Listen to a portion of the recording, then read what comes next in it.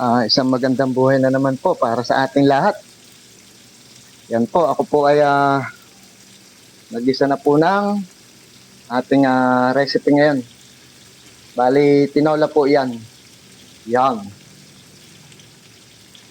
Tinola po ang ating recipe ngayon. Araw na ito. Ayan, ikikiwar-kiwar po ni Tutoy. Yan, Utoy, ikiwar-kiwar ng ayos at ng ayan. Oh. Puro hita po ng manok yan.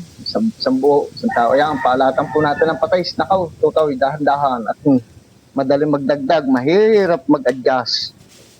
Yan, may wagang sarap. Yan, sa karingot. Tapos, wasak na paminta, syempre.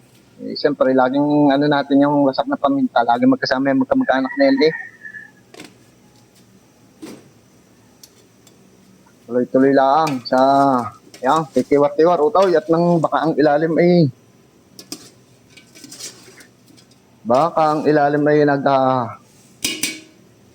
nagtututong na, kumakapay.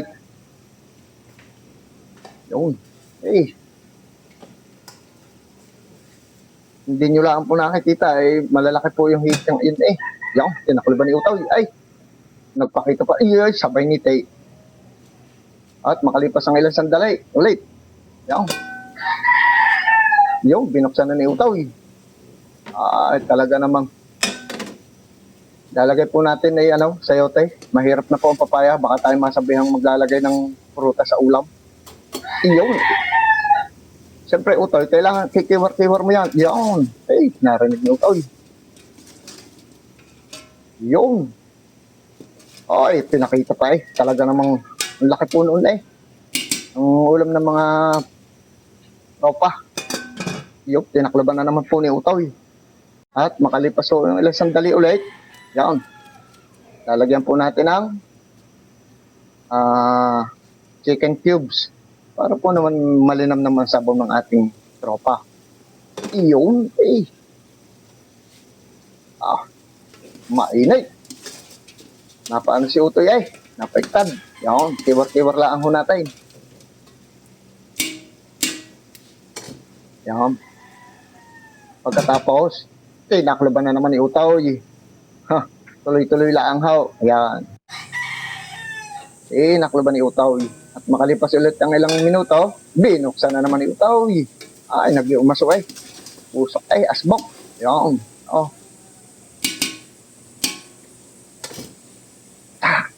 Talaga namang may patak-tak pang yun, nilagyan na ho ng sabaw. Ayos na rin ho yun. Pagkakamustrang yun ay talaga namang at makalipas ang ilang sandali, kulong-kulong nga naman. Ayun. Sasalwa ko na Yun. Lagi na lang pinakikita ni Utoy yung hitang yun Yung tinikpang pa. Nakatalikod din naman. Nahihiya. Ano nangyari na? Dinagdagan ng patays. Yan. Nakulaban na naman ni Utoy. Talaga namang at makalipas ulit ang ilang minuto, binuksan na naman po. Dahan-dahan Utoy at nakakapaso yung ganyang usok. Baka paltaws. Ang braso. Kiwar-kiwar. Titikim na naman. Pag hindi ka naman nagsawa, baka naman ikay maumay. Ang sarap. Yun. Ilalagay na ho malunggay. Wala hang dahon na sila yan. Meron ho sa kanggan. Ay kumuha. Nang hingi nga ho, nang hingi. Hindi naman basta kumuha. Yan. Ilan sa nga rin na yung malunggay para healthy. Kaya nga. Yung tiwar-tiwar. At yan ay malapit na sa katotohanan. Kaya inilagay na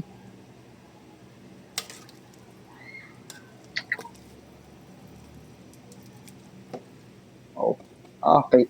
Lagi na lang naman Ito si Utoy, lagi na lang pinakikita. Ngiti-ngiti pa.